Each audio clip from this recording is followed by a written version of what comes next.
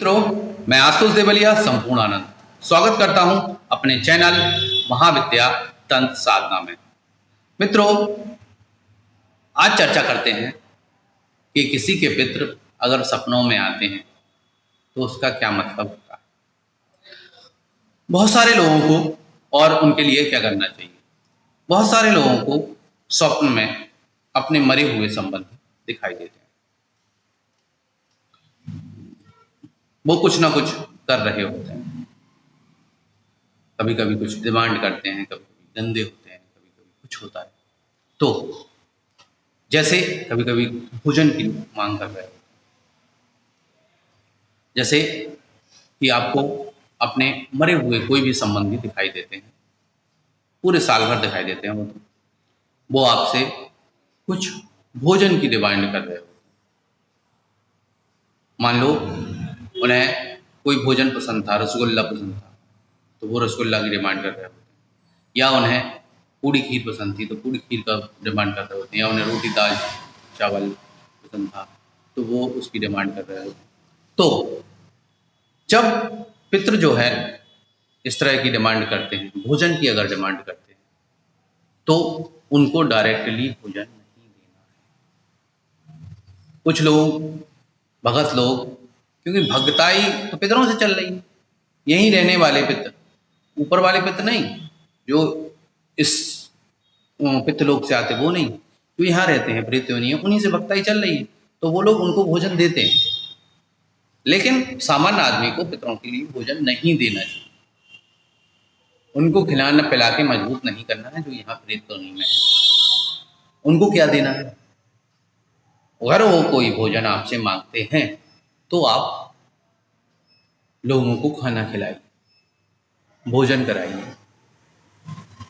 वही चीज जो उन्होंने मांगी हो। मंदिर में वो चीज करवा के भंडारा करवा दीजिए, रसगुल्ला बंटवा दीजिए। अगर रसगुल्ला वो मांग रहे हैं, चाउमीन मांग रहे हैं तो कन्याओं को चाउमीन, स्त्री है तो कन्याओं को चाउमीन खिला दीजिए।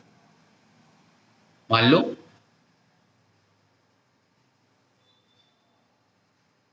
और चीजें मांग रहे हैं तो वो चीजें आप भोजन लोगों को करवा सकते हैं। बहुत बार देखा होगा कि वो आपको गंदी संदी स्थिति में दिखेंगे, या दिखेंगे कि जेल में बंद है, या दिखेंगे आपसे सहायता मांग रहे हैं कि हमारी सहायता करी जाए, हम बहुत परेशान हैं। तब ऐसी स्थिति में आपको फिर जप देना ही बेहतर होता है। बंधन की स्थिति में है, पितृबंधन में आ जाते हैं लोग, तंत्र क्रिया से बंधन में करा देते हैं, तो ये सबसे बड़ा मौका है। इसके लिए एक वीडियो दूसरा हमने बनाया है, वो देखिए।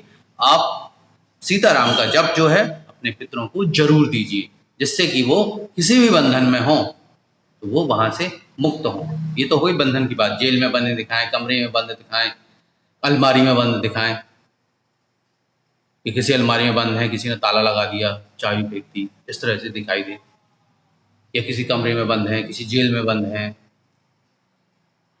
तो सीताराम जपते हैं। दूसरा, वो आपसे कह सकते हैं हम गंदी स्थिति में दिखाई दें, टट्टी करते हुए दिखाई दें, बिष्ठा में पड़े हुए दिखाई दें, नाली में पड़े हुए दिखाई दें, तो मतलब बहुत गंदे हो गए हैं। तो फिर आपको ज्यादा मात्रा में सीताराम देना पड़ेगा, या उनके लिए भागवत पाठ, रामायण पाठ, ये सब चीजें आपको करवानी पड़ेंगी। तब खर्चा भी हो जाएगा। खर्चा नहीं है तो फिर आपको स्वयं करना पड़ेगा। दो ही स्थितियां, आदमी के पास पैसा है, पैसे वाला है तो कोई नहीं, आप ब्राह्मण से काम करवाइए, और पैसा वाला नहीं है तो स्वयं कीजिए। कोई जरूरी नहीं है, सिस्टम दोनों प्रकार का है।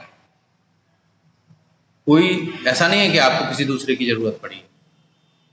हम तो स्वयं हवन करना सिखाते हैं, दूसरे की हाथ ना जोड़ने पड़े आपको। स्वयं सीखिए, स्वयं करिए, सीताराम स्वयं दीजिए, आपका लगेगा। दूसरा, वो आपको कुछ दे जाएं तो आप कर्ज में आ रहे हैं, वो आपसे दे रहे हैं, उनके कर्ज ना लीजिए। आशीर्वाद लेना बढ़िया बात होती है, वो आपको आशीर्वाद दे जाएं या आपसे कह जाएं हम तो मौज में हैं, तो ये बहुत बढ़िया बात होती है। लेकिन जो है आपको वो कुछ दे जाएं, पैसे वैसे, मरे हुए लोग, तो मतलब आप उनके कर्ज में आ रहे हैं, तो इस चीज़ से आप बचिए। आपको इस चीज़ से आपको बचना है, क्योंकि किसी का भी कर्ज हो आपको आज नहीं तो कल चुकाना पड़ेगा, तो फिर वही जब देना पड़ेगा आपको, जब दीजिए। बहुत बार हमने देखा होगा कि पूर्वज कहेंगे कपड़े, हमारे कपड़े गंदे हो गए, धो दो। कपड़े गंदे होने का मतलब भी वही है, गंदगी में पड़े हुए हैं, वो कहीं ना कहीं बंधन में है, कहीं ना कहीं उनके,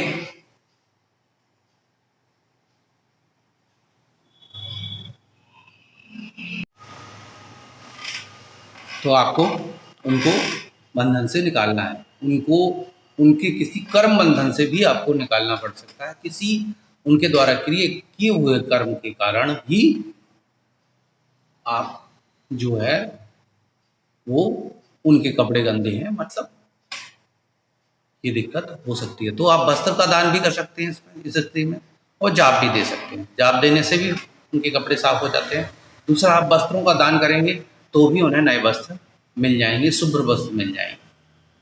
तो वस्त्र का भी दान, भोजन का दान करने से उन्हें भोजन मिल जाएगा और वस्त्रों का दान करने से उन्हें वस्त्र मिल जाएंगे। ठीक है, तो ये होता है। साथ ही साथ आपने देखा होगा कि बहुत ज़्यादा दिक्कत में होते हैं, बहुत तांत्रिक क्रिया के द्वारा वो अगर मरे हैं, ठीक है, तो फिर आपको तंत्र काटना ही होगा। एक तो उन्हें मजबूत करके सीताराम देके, उनको नमः शिवाय देके, उनको पहले उस चीज़ से बाहर निकालें, उनको सबल बनाना पड़ेगा जिससे कि वो बाहर आए, और फिर उस तंत्र को भी आपको काटना पड़ेगा। जब वो आप उस तंत्र को काट देंगे तब आपके पुरखे जो हैं उससे बाहर आ पाएंगे। तो ये और स्वप्न संकेत हो गए पुरखों के द्वारा मिलने वाले, कि वो किसी तंत्र में फंसे हुए हैं।